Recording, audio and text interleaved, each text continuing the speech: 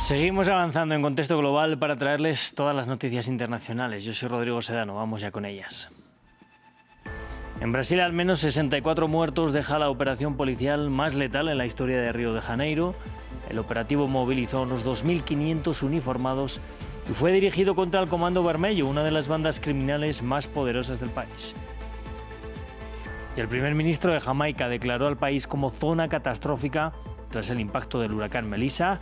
Tras su paso por la isla, el fenómeno natural se ha degradado ya de camino a Cuba. Se considera que es uno de los huracanes más potentes en el Atlántico. Y el vicepresidente de Estados Unidos, J.D. Vance, asegura que el alto el fuego sigue en Gaza pese a la nueva ofensiva ordenada por Benjamin Netanyahu. Esta deja al menos 26 palestinos muertos. Israel acusa a Hamás de violar el alto al fuego al supuestamente atacar a sus soldados.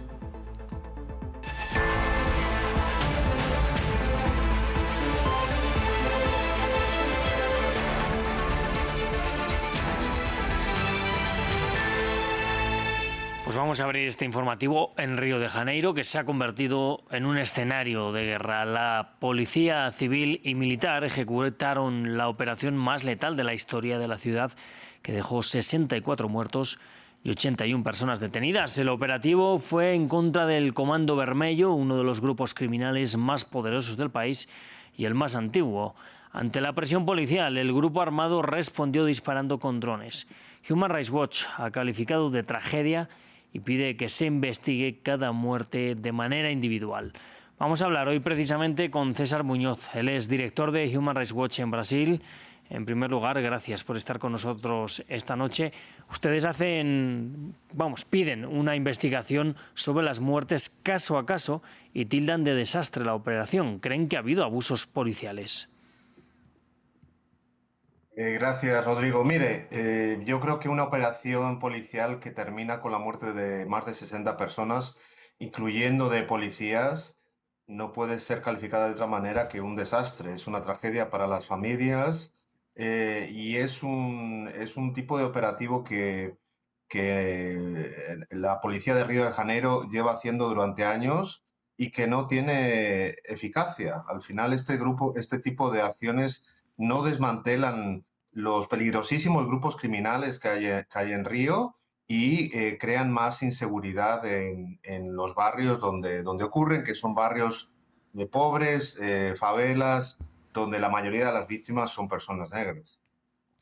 Bueno, pues piden ustedes precisamente también en su comunicado pues que cambie la política de seguridad, como nos está comentando, porque es fallida y ahonda en la victimización. Pero más allá de estas redadas policiales como la de hoy, ¿qué se está haciendo en torno a las favelas de Río? Eso es una buena pregunta. O sea, realmente la seguridad pública es algo más que la policía. O sea, para tener seguridad en una zona tiene que haber un compromiso de las autoridades, un trabajo conjunto con la propia comunidad y un trabajo importante de la policía de investigación, de inteligencia, de actuación contra el lavado de activos, contra el tráfico de armas, por ejemplo. Hemos visto este grupo criminal con armas muy sofisticadas. Entonces, ahí es donde se tiene que atacar los grupos criminales. Y Brasil tiene experiencia en eso.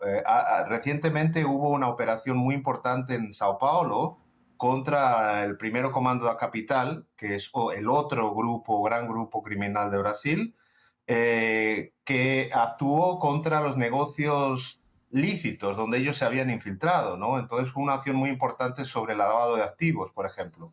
Eso es lo que se tiene que hacer en Río, porque entrar en una favela disparando, al final, bueno, coloca en riesgo obviamente cualquier persona que viva allí, pero incluso si acaba con la muerte de sospechosos, son personas de la base de los grupos criminales y mañana va a haber otra persona ocupando ese lugar y vendiendo drogas en la esquina. Entonces, eso no tiene ninguna eficacia contra la criminalidad. Es como Rodrigo, como usted me preguntó, es fundamental que haya una investigación adecuada en los casos. No sabemos las circunstancias de las muertes, pero en el pasado hemos visto claramente uso desproporcionado de la fuerza en muchos casos, ¿no? Y más allá de lo que hemos visto hoy, de esas muertes, hablamos de la población civil. Por lo visto, después de otros operativos, ¿hay también algún tipo de consecuencia a medio y largo plazo por parte de la policía o del Estado, pero también de estos grupos criminales? Consecuencia, yo le diría que no, porque al final en los últimos años hemos visto una sucesión de operaciones de tipo militar, como la que ha ocurrido en Río, que no han tenido eficacia para reducir la delincuencia en Río. En realidad, lo que ha ocurrido es una expansión de estos grupos criminales. Son grupos narcotraficantes y grupos llamados de milicia que fueron creados con vínculos con la propia policía, ¿no? Entonces, es una situación de seguridad muy compleja que no se resuelve entrando en una favela disparando. Eso no resuelve nada y lo que es necesario es un trabajo serio de investigación, de inteligencia, de coordinación con con el gobierno federal, por ejemplo, porque el Comando Vermelho, que nació en Río de Janeiro, ahora está presente, por ejemplo, en muchas regiones de la Amazonia brasileña, incluyendo la frontera con Perú y con Colombia, que es por donde está entrando la cocaína.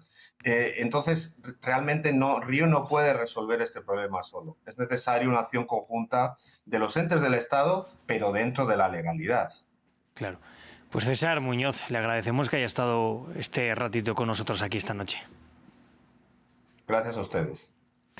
Nosotros seguimos hablando ahora del huracán Melissa, que tocó tierra en Jamaica este martes y poco después de eso bajó de la máxima categoría 5 a la 4.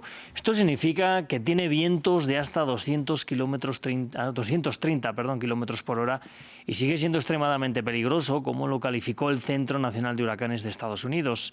Es, de hecho, el peor huracán que ha golpeado suelo jamaiquino en este siglo. Se espera además que llegue al sureste de Cuba entre esta noche y mañana en la madrugada. Más tarde pasará a Bahamas el miércoles y a Bermudas el jueves por la noche. Aquí les contamos qué es lo que ha ocurrido. El gobierno jamaiquino declaró a la isla zona catastrófica tras el paso del huracán Melissa. Árboles caídos y calles que parecen ríos. Pero aún no se sabe con exactitud la magnitud de los daños. Jamaica ha pasado por lo que podría llamarse uno de sus peores periodos. Nuestra infraestructura se ha visto gravemente comprometida. St. Elizabeth es el granero del país y ha sido duramente golpeado. Toda Jamaica ha sufrido el impacto de Melissa. El gobierno informó que miles de personas aún siguen en albergues y más de 500,000 sin electricidad. Melissa se concentró en el oeste de la isla y rozó la capital, Kingston, sin mayor afectación aparente.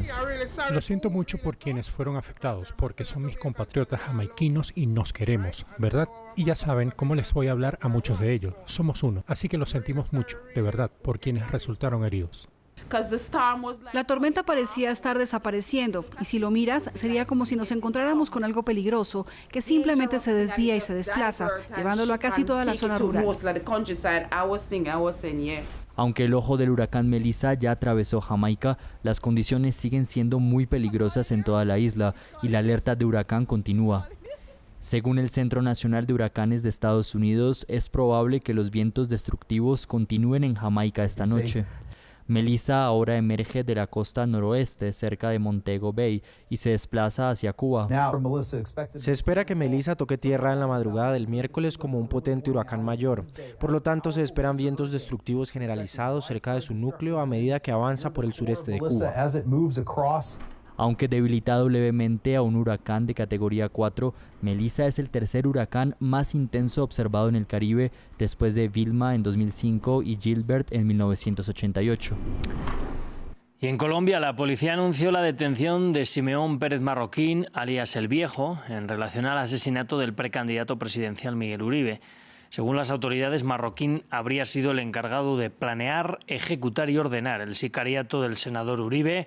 También sería el enlace con el grupo disidente de las antiguas FARC, la Segunda Marquetalia, por lo que la policía indicó que a hoy la hipótesis más fuerte es que esta estructura criminal habría determinado el homicidio.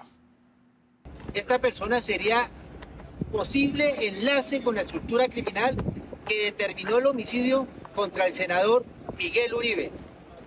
a hoy, la hipótesis más fuerte es que la estructura criminal determinó el homicidio, que sería la segunda Marquetalia.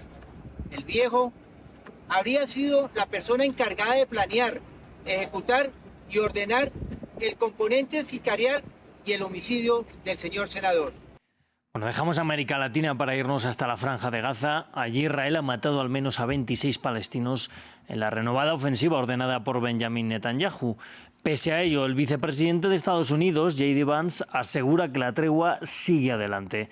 El gobierno israelí acusa a Hamás de atacar supuestamente a sus soldados en el sur del enclave y romper de ese modo la tregua.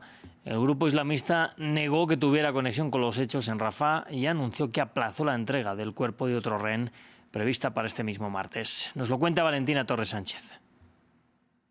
Los bombardeos volvieron a iluminar la noche en la Franja de Gaza. Benjamin Netanyahu volvió a poner a prueba el alto el fuego. Tras consultas de seguridad, el primer ministro Netanyahu ordenó al ejército llevar a cabo ataques contundentes en la Franja de Gaza de inmediato. La oficina del primer ministro no aclaró a qué se debió la autorización, pero más temprano denunciaron que Hamás había disparado contra soldados en Rafah. No obstante, el grupo islamista negó los señalamientos y se declaró comprometido con el acuerdo logrado. Hamás se había comprometido a entregar el cuerpo de otro rehén a Israel este martes, pero aplazó la operación por los ataques israelíes. Esto luego de que Israel denunciara que los restos recibidos el lunes pertenecían a Ofir Sarfati, un rehén cuyo cuerpo fue rescatado parcialmente por el ejército israelí a finales de 2023. Las fuerzas de defensa de Israel rescataron su cuerpo de Gaza en noviembre de 2023 y posteriormente fue enterrado por su familia en Israel. Puedo confirmar que Hamás cavó un hoyo en la tierra, puso restos parciales de Ofir adentro,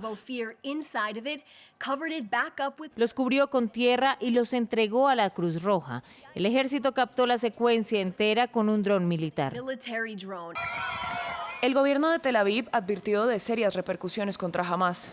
De otra parte, y en medio de toda la tensión, continuó la búsqueda de los cuerpos de secuestrados que aún están desaparecidos, y las brigadas Al-Qassam, el brazo armado de Hamás, anunciaron la recuperación de los restos de otro rehén en Han Yunis. Nos vamos hasta Corea del Norte, que lanzó una prueba de misil de crucero en su costa oeste. Justo un día antes de que el presidente Donald Trump llegue a Corea del Sur, la agencia estatal norcoreana de noticias, KCNA, especificó que se trató de un misil con capacidad nuclear mar-tierra. Agregó que los están mejorando para poderlos disparar desde barcos y que esta es una acción para disuadir a cualquiera que pretenda atacarlos. La prueba se dio justo antes de que Donald Trump llegue a Corea del Sur, donde se va a reunir con su homólogo chino, Xi Jinping. Pues hasta aquí ha llegado este informativo. Nosotros nos despedimos, pero les invitamos a que sigan en las pantallas de France 24, que ya llega Expreso de Oriente de la mano de Gabriel Colsen.